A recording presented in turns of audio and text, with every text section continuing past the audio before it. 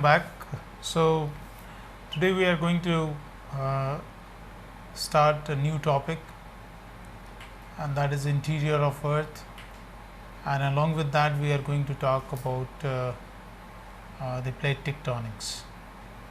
So this topic is important because what we see, the landscape, the morphology of the surface, Earth's surface, is basically because of the ongoing deformation. So if I say this, so it can be justified based on the mega structures which are present on the surface. So on a large scale, if we see this type of features or the landscape, then for example in India we have Himalayas. So Himalaya was formed because of the plate movements. So it is important for us to understand the plate motion and how the landscape related to the plate motions are formed. So in this topic basically we will see the different type of plates and the relationship between the two plates or the plates with respect to one another, whether they are pulling apart from one another or they are subducting, or that is one is going beneath another one, or they are colliding with each other. So that we will talk, and we will also discuss about the isostasy. So let us start with the isostasy part and talk about the plate tectonics. So the interior of Earth is basically an important topic to understand the plate motion. So very briefly we will see the interior of Earth, the different layers or the units, but we are not going to go into the detail of the seismic waves and all that in this course. So as we all understand and know that the interior of course this was been identified based on the seismic wave transmission from the surface of the Earth and the interior, and based on the velocity variations, and also to some extent the geochemical composition was been identified, and based on that the different units or the layers were been defined, and these different layers have different density as well as different chemical composition. So we'll see in coming few slides the interior of Earth in detail, but if we start with the plate tectonics, then the tectonics basically we say that it is an unifying theory, and that is your plate tectonics.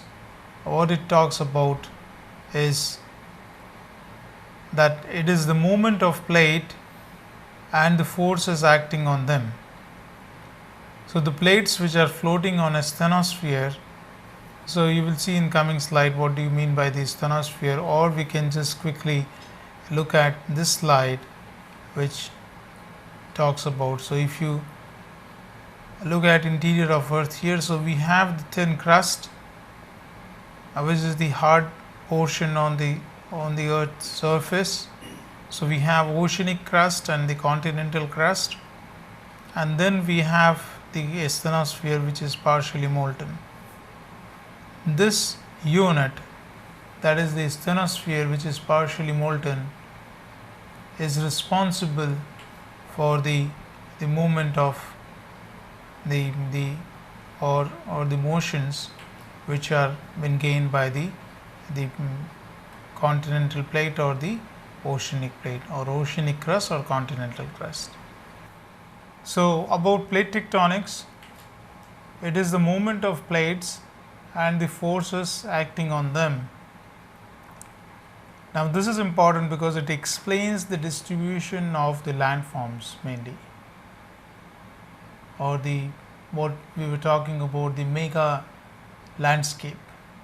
So it explains the distribution of volcanoes, it explains the distribution of mountain chains, rock assemblages and seafloor structures.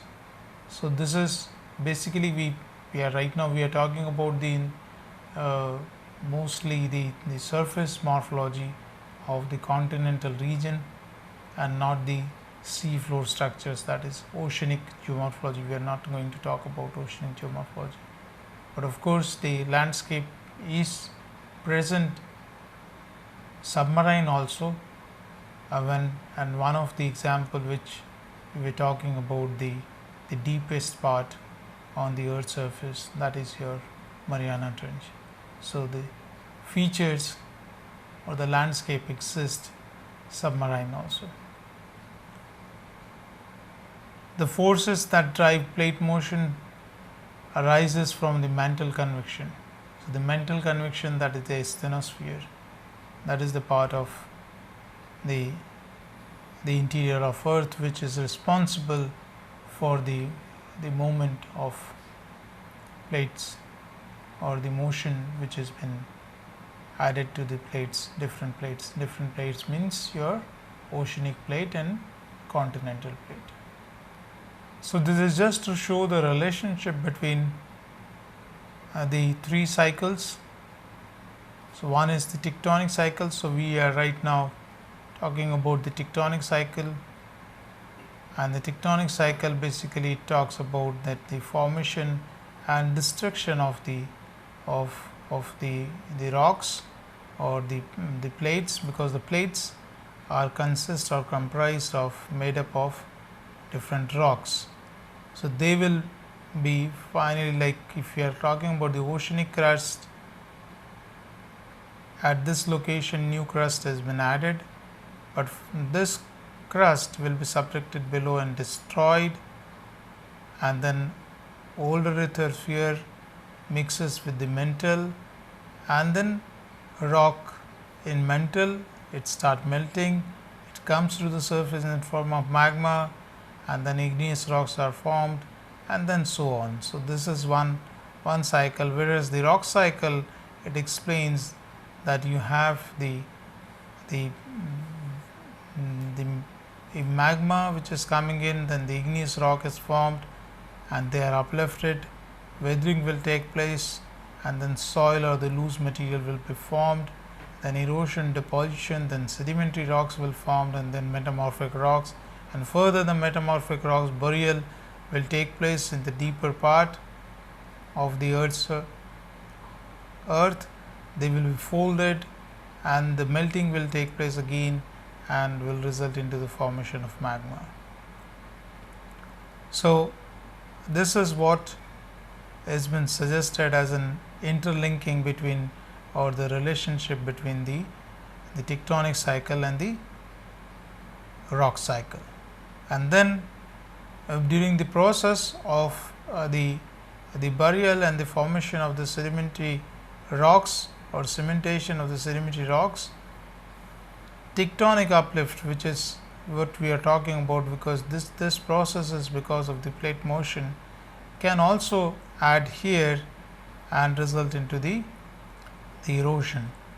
So the mountains which are been formed due to the deformation and are comprised of sedimentary, metamorphic and igneous rocks, and then the relationship between the hydrological cycle and rock cycle is the erosion, mainly the erosion part. Okay, so they will contribute in terms of the erosion part, and which will help in the formation of the sediments, that is the loose sediments, and also to some extent this in cementation and burial and cementation and the formation of the sedimentary rocks. So this again is been linked, and the precipitation is also to some extent associated or have the relationship between the mountain building activity.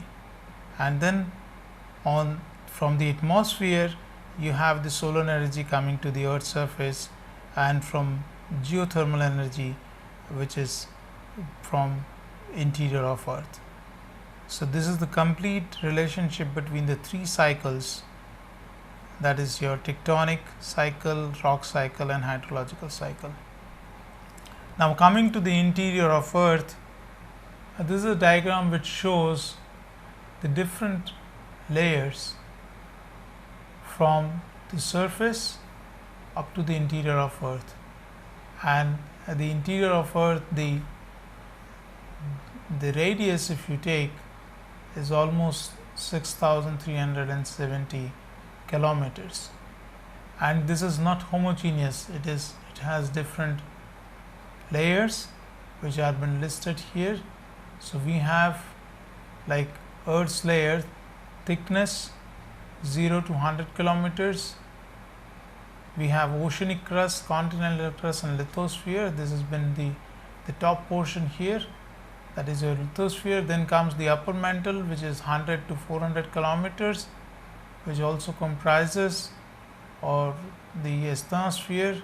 Then middle mantle, we say mesosphere, and the lower mantle. So the lower mantle goes up to from like up to 2,900 kilometers. And then we have outer core and the inner core.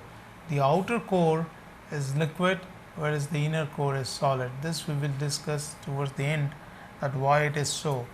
That the temperature, if you look at, is the gradient, it increases. So in the deeper part and the surface close to the upper portion, if you see, the temperature is around 1800 degrees to 2800 degrees.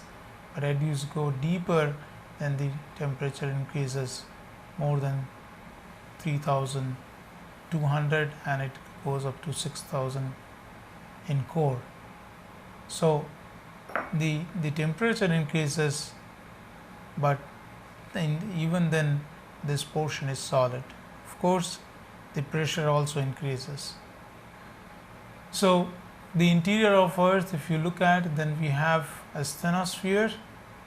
We have, so this is an upper mantle part, and then we have the mesosphere, the middle mantle and the lower mantle. So asthenosphere is partially molten, and in this the outer core is liquid. So this we will talk later, but the asthenosphere right now, it is important for us that we are going to talk about the plate tectonics. The asthenosphere has a capability to generate the convection currents, and this convection currents is responsible for the movement of the plates which are oceanic and the continental plate floating on the asthenosphere. So composition wise, it is not the same. So in the initial lectures we talked about that the composition of the crust, mainly the lighter minerals or the lighter elements which floated towards the surface, whereas the heavier they moved towards the interior of Earth. So mostly the interior of Earth, in the deeper part, that is the core portion, if we take, then it is comprised of nickel and iron. Whereas as you move towards the surface, then you start getting the silicon, nitrogen, oxygen along with the iron, and silica, magnesia, iron, aluminum and all that towards the surface. So mostly if you look at the oceanic crust and the continental crust, again in terms of the density, the oceanic crust is heavier, whereas the continental crust is lighter, because it comprises, in comparison to the oceanic crust, more of the lighter rocks, or the rocks which are made up of, mostly the composition is silica and alumina.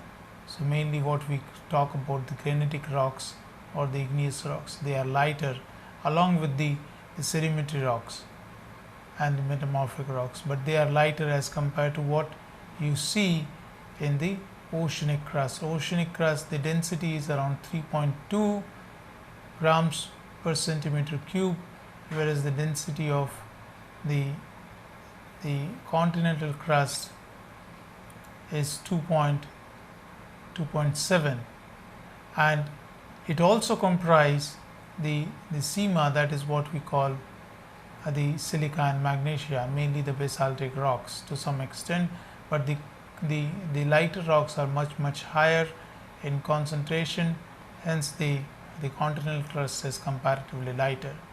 The thickness of the continental crust varies from 20 to 70 kilometer, but if you look at the oceanic crust, which is thinner, of maximum up to 8 kilometers, then also it is heavier because it comprises SEMA, that is silica and magnesium rocks, comprising silica and magnesium. So mainly it is heavier, and this is going to be an important point which when we are going to talk about the isostasy.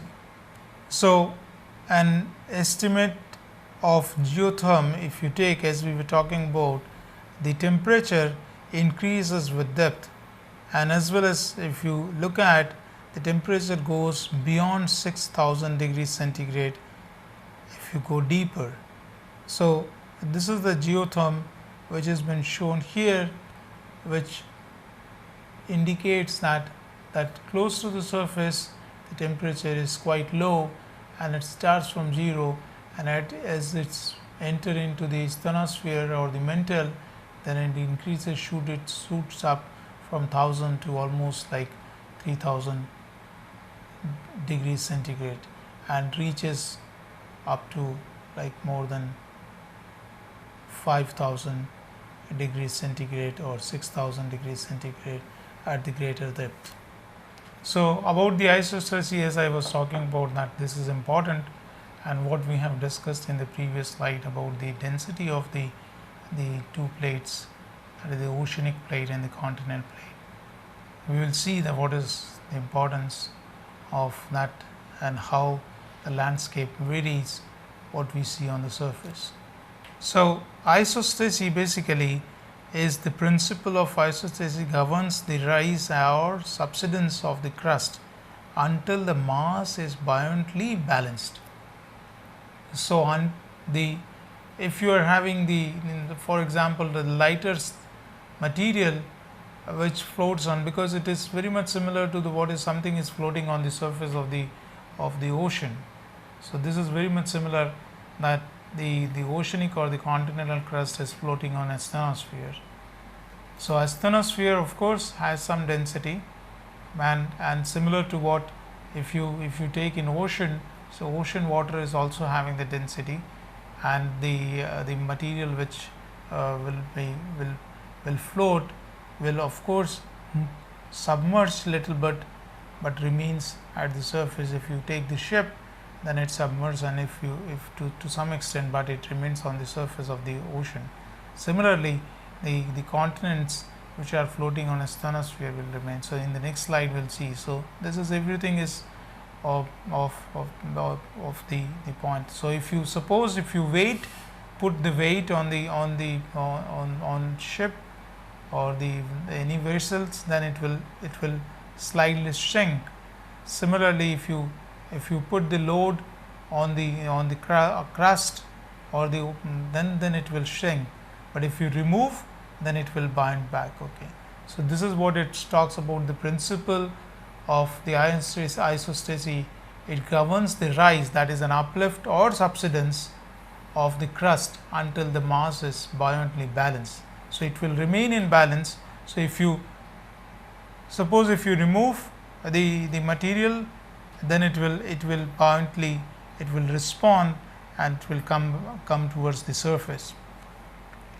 So this is because of the isostasy, all parts of the lithosphere are in a floating equilibrium. So they will try to maintain the equilibrium.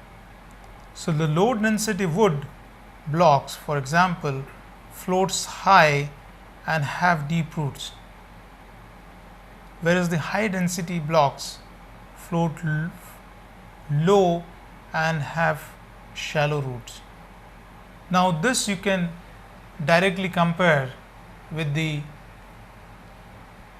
you can compare directly with the oceanic crust and the continental crust.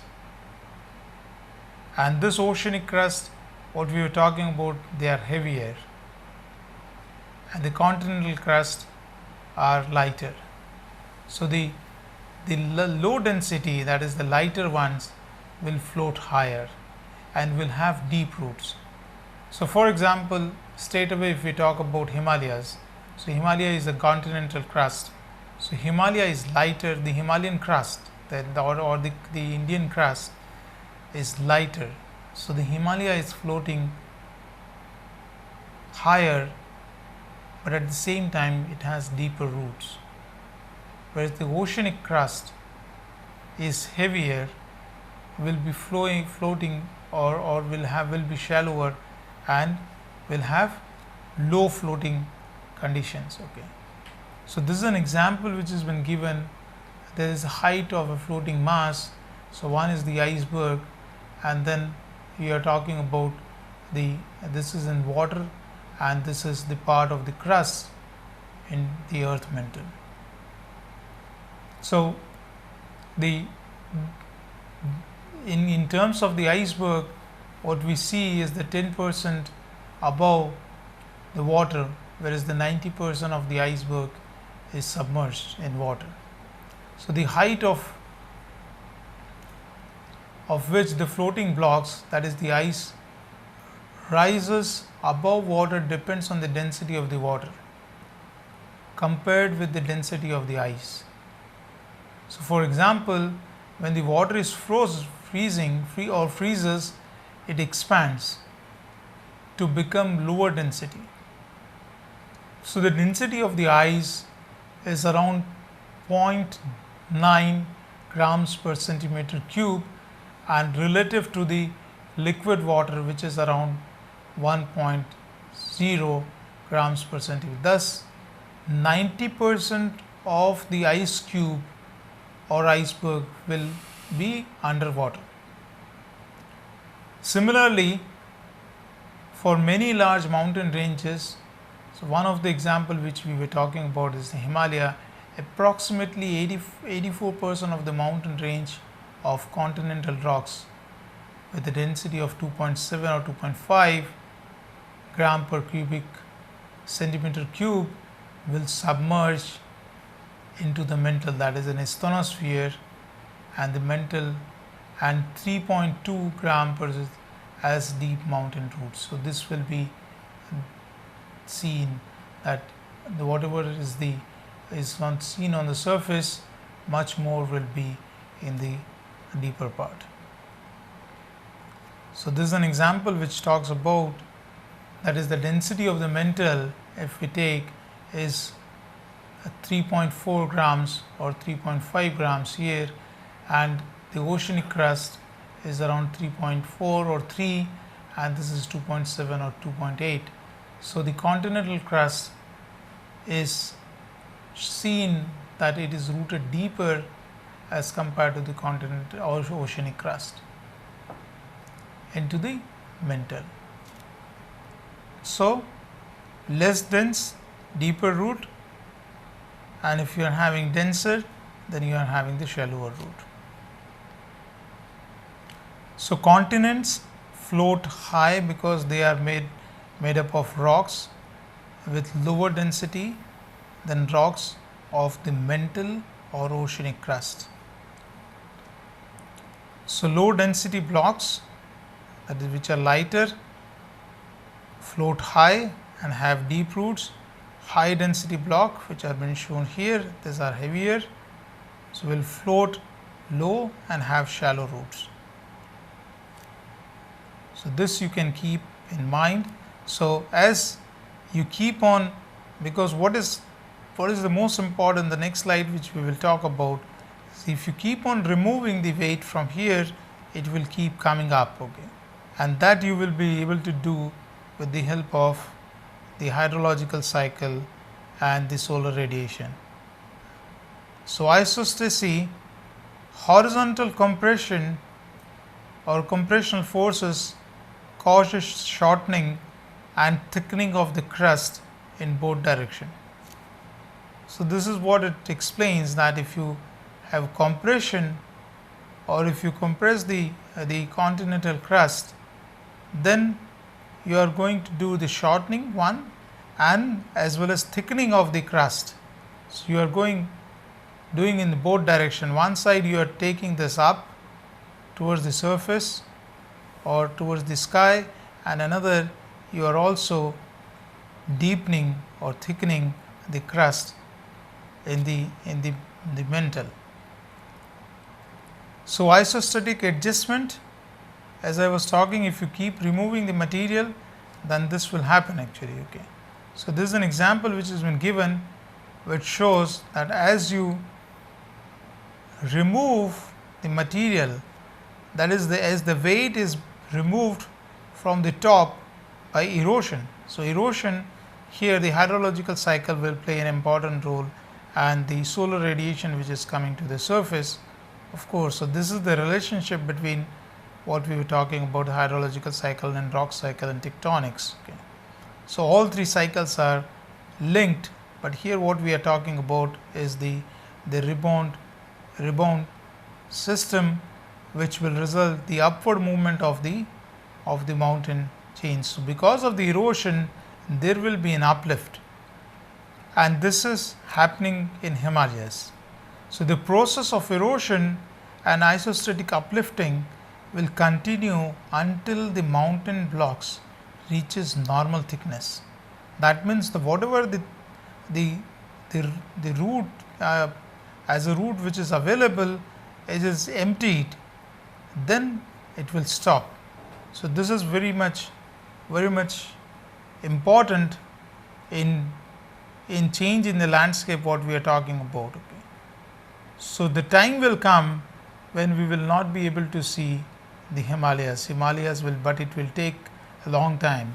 So, the eroded sediments causes adjacent bay areas to subside. So, what it talks about is that you uplift, that is you erode, you uplift, and the sediments which are been supplied from eroded sediments which are generated from the mountains will be deposited, and this deposition will overload the adjacent areas, and this will result into the subsidence of these regions. Okay. So, one side we are eroding, uplifting, and another on the sideways we are subsiding. So, you can understand the landscape keep on evolving or changing in different times. So, the time will come when you will not be able to see the Himalayas, but as we have discussed that Himalaya is a part of the continental crust, and the continental crusts are lighter as compared to the oceanic crust. So, the lighter ones will float high and will have deeper roots. So, the roots of Himalayas or the continental crust what we have in India is thicker and will take lot of time to get eroded. So, this is how the landscape will change. So, this has been shown here that you have the young mountain ranges like Himalayas, and then you are having the erosion which is going on, and erosion will result into the uplift. So, over the time this phenomena will take place, and then later when the whole root material which is available, or the continental crust which is available in the deeper part or in the deep roots will exhaust and will result into the paddy plain. So, the remnants of old mountains which were having the towering heights, now what you see is the flat areas. So, this also will affect the climate, because if you talk about the Himalayas, Himalaya governs the monsoon in India, and if you are not having Himalayas, then we will have different climate. So, this will also result not only in the change in the climate, but also the landscape in the region. So, this portion is extremely important, and we can learn based on the isostasy. We will stop here and we will continue in the next lecture.